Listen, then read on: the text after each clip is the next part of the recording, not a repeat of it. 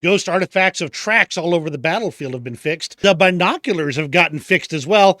And now the crew's going to replace itself in the proper order in its fix number 55. Good evening. I am Old Dead Man, your host.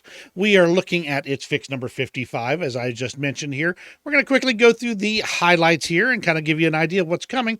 And let me tell you, a couple of these have been getting my goat pretty good, so let's see what they've got fixed. First up, we've got correct crew replacement.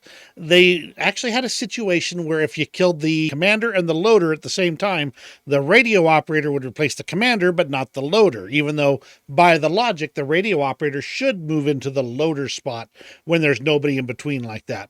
They fix that up, so now the crew's going to come popping in the right order, especially for those big tanks like they show on this big old honking Russian monster here. Now, if you're familiar with the AA guns of the American line and some of the Russian ones as well, you know that those guns are supposed to fire one after the other, alternating one after the other.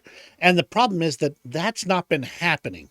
So they fixed that up for the 2S6, the 2A38, and the 40mm M2 guns on the M19 and M42.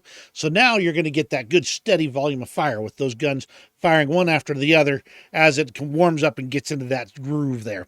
This is a great change for these vehicles. It'll tremendously help them. And it'll also help you on the ground too, because you'll be putting that constant fire on those targets.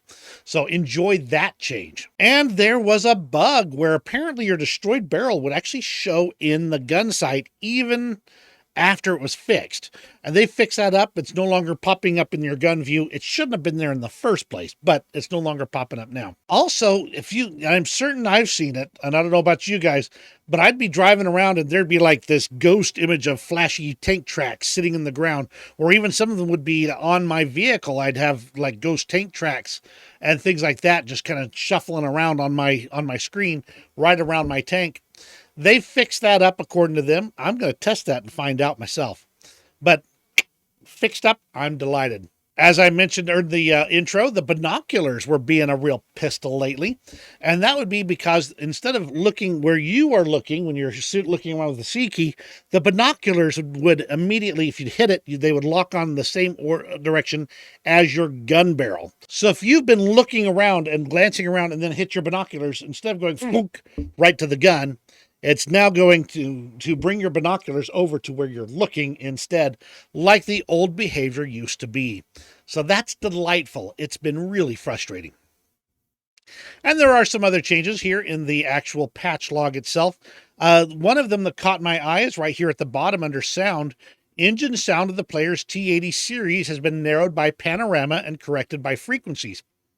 Previously, there were situations where the sound of the T-80's own engine made you think there was an enemy tank nearby. That's been affecting more than the T-80. So if that's possibly fixed, it may have affected other vehicles that have been having much the similar effect on me.